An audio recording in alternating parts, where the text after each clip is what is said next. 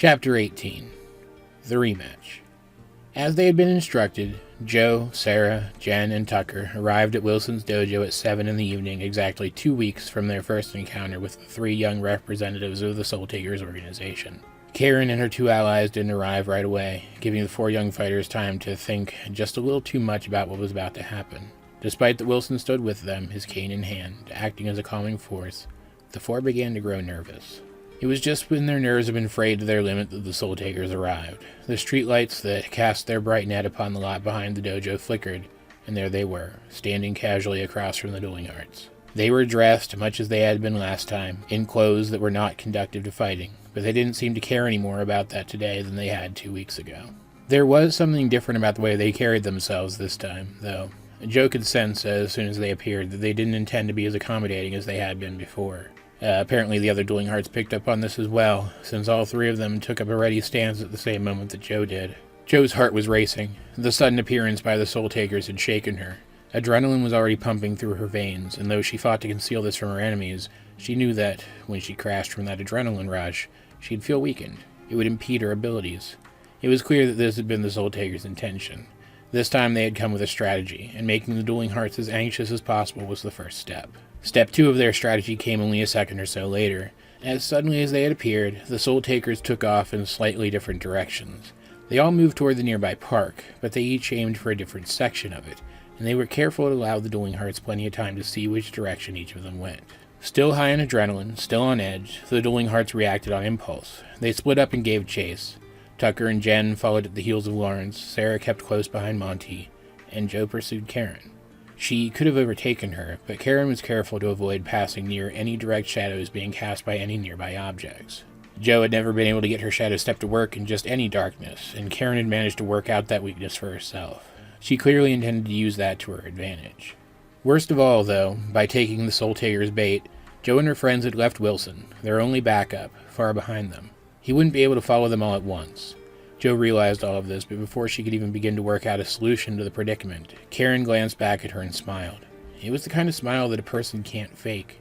It was simultaneously too genuine and too spontaneous, and it made Joe's heart flutter in her chest. She almost stumbled, but she caught herself and rededicated herself to the chase. With something else holding her attention, Joe's concerns regarding the separation of her group were all but forgotten. She was left wondering if Karen was looking forward to this heart-to-heart as much as she was. As nervous as Joe was, and as scared as she was each time she actually allowed herself to think hard about her chances, she did want to fight Karen again. In fact, she realized she had wanted to see Karen again, and she couldn't articulate why. Was it possible that Karen felt similarly? Was it possible that Joe hadn't been imagining it and Karen wasn't as much of an enemy as she had seemed? As the 2 of them came to the nearby park, closed this late at night and therefore empty of people, Karen stopped near the center of one of the soccer fields and turned to face Joe. Joe stopped likewise and stood against her. Energy crackled between the 2 girls, filling the air with the smell of ozone. Karen, now wearing the same subtle, confident smile that she had during their previous battle, clearly intended to continue. Joe decided then and there that she couldn't afford to make assumptions. She had to treat Karen as a genuine danger. It was the best way to guarantee the safety of her friends and herself. Joe took up her back stance and looked around. There were a few distinct shadows here at this time of night. Now she understood why the Soul Takers had waited to appear for the rematch. They had planned for this. Karen had shown that she could hit Joe mid-shadow step, and now she had demonstrated a knowledge of how the technique worked by choosing a battlefield that prevented Joe from relying on it at all. Joe wasn't too worried, though. She was stronger than she had ever been. She was faster than she had ever been. She would give Karen a run for her money, special powers or no. She was sure of it. Moving so quickly that, to a spectator, she would have seemed to disappear, arcs of black lightning dragging from her heels, Joe lunged at her opponent, and their rematch began. While Joe and Karen came to a stop in the main section of the park, Sarah, Jen, Tucker, Monty, and Lawrence continued on through to the old park. Lawrence veered, very deliberately, toward a place that he knew was familiar to one of his opponents. He came to a stop at the furthest end of the ball court where Tucker would come to take on challenges. The same ball court where he had watched Tucker's fight only a few weeks before. He turned to face Jen and Tucker, who took up a position at the court's other end, and he said, "I doubt that you remember, hothead boy, but my allies and I were watching you the last time you fought here before the exhibition match. We were observing you, preparing to fight you later on." Tucker was surprised. He didn't remember them, and it was a shock to hear that they had been so close. He must have allowed some of his surprise to reach his face, because Lawrence laughed. I didn't think you were strong enough to be the bearers of the ancient soul, he told his opponents. I told my allies that we should move on. I didn't want to dirty my hands fighting anyone as weak as you. I'll admit it, you have a bit more power than I thought. But still, after fighting two of you at once, I just don't understand how fighters so pathetic could possibly be the ones we've been looking for all these years. He placed his hands into his pockets. I don't care what that old man said. There's no way that you two could possibly have gotten strong enough to beat me in just 2 weeks. Especially not you, hothead boy. The only time I've seen you think in a fight so far has been when you were following her lead. Lawrence gestured to Jen, who was busy watching Tucker. She could already feel the heat rolling off of him as Lawrence's words caused his blood to boil, triggering the powers of his fiery soul. Jen was worried that Tucker would explode, figuratively speaking, and launch himself haphazardly at Lawrence like he had last time. In fact, she was sure that that was Lawrence's plan. Don't listen to him, Tucker, Jen said calmly. He's trying to fire you up. We surprised him last time by pushing him into my sigil. I think he's worried that we'll actually win this time if we coordinate. Tucker, however, wasn't listening. He was burning so hot that Jen had to step back. The air churned around him, bolts of energy lancing off of his arms and chest, striking the asphalt and scarring it with burns. He intended to attack, and Jen didn't know if there was anything she could say to change his mind.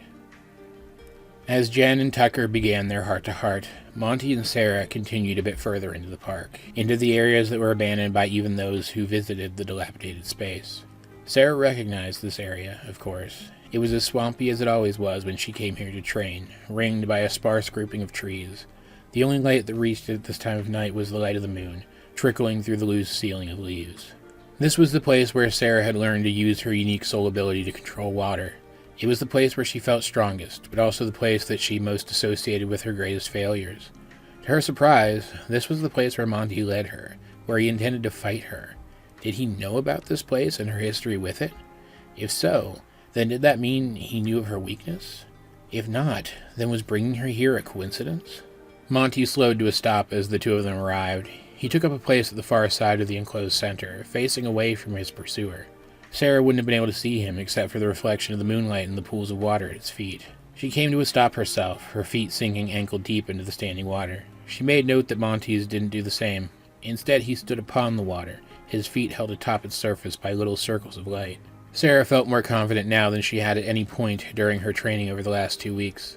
She still hadn't been able to master control of her life energy, but that didn't matter anymore. She was fully healed thanks to her mother. She had a large pool of soul to draw from, and she possessed a soul uniquely suited to making the best of this exact environment. The water all around her was her ammunition. This place made her a living weapon.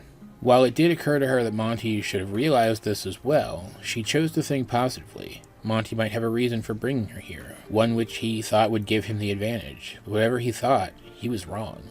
He had to be wrong, because if Sarah couldn't defeat him here, then she never could have defeated him to begin with, and that was something that she simply refused to accept. You screwed up, Sarah told Monty, her voice carrying sharp and true across the cold, still air between them. She didn't wait for her opponent to reply. She didn't say anything more. She didn't wait for any indication at all from Monty that he was ready to begin. Impulsively, confidently, she hopped up and sent her soul down into the water below her. It froze over in an instant as she slid along it, preparing to strike. Not too far away, Wilson stood atop his dojo, looking toward the park. His face was lit up by the lights that lined the street adjacent to the building. Those same lights reached a short distance behind him, but the majority of the roof was in shadow. There was no indication that Wilson had even bothered to try and follow the others, and though there was no way that he could possibly see the battles beginning to take place from where he was standing, he somehow seemed to be watching them. He stood there, calmly, his cane in hand, just in case. His expression was blank, unreadable. If he was worried about the dueling hearts, he didn't give it any indication, and yet it wasn't clear if he was confident in their chances, either. All that one could be sure of looking at him was that he was waiting. But for what, no one except Wilson himself could be sure. It started, Wilson said quietly, as if talking to himself. His grip on his cane tightened ever so slightly, but his expression didn't change. I did everything I could for them. They have the very best possible chance. His voice quivered ever so slightly as he spoke. An observer might have thought that he was trying to console himself, but they would have been wrong, at least partially. There was someone else he was trying to console as well. I know you did, said a feminine voice coming from the darkness behind him. We could help them fight. Those young soul-takers spreading themselves out like this, they made it easy. We could go from fight to fight and tip the scales one at a time. But I know that we shouldn't. If they are who the soul-takers think they are, they are going to need to know how to take care of themselves. These 3 won't be the last that come for them. I can't fight their battles for them, and neither can you. I know, said the feminine voice again. No matter what happens, we need to wait, and only intervene if they fail. You are taking it well, all things considered, Wilson replied. If you don't mind me asking, why exactly is that? The hidden speaker chuckled reminiscently. It's just that I don't believe they'll fail. I know that these soul-takers are still stronger, but I believe in Joe and the others. I believe that they can find a way to do this on their own. You didn't the last time we spoke about this, Wilson said. If I recall correctly, the word you used was impossible. Why the change of heart? The hidden speaker paused for a moment and then said, simply, It's because of something my daughter told me. Something she reminded me of. Wilson nodded, as if he understood perfectly, as if nothing more had to be explained. He turned his complete attention back toward whichever sense he was using to perceive the fights. Well, he thought, if you believe in them now, who am I to argue?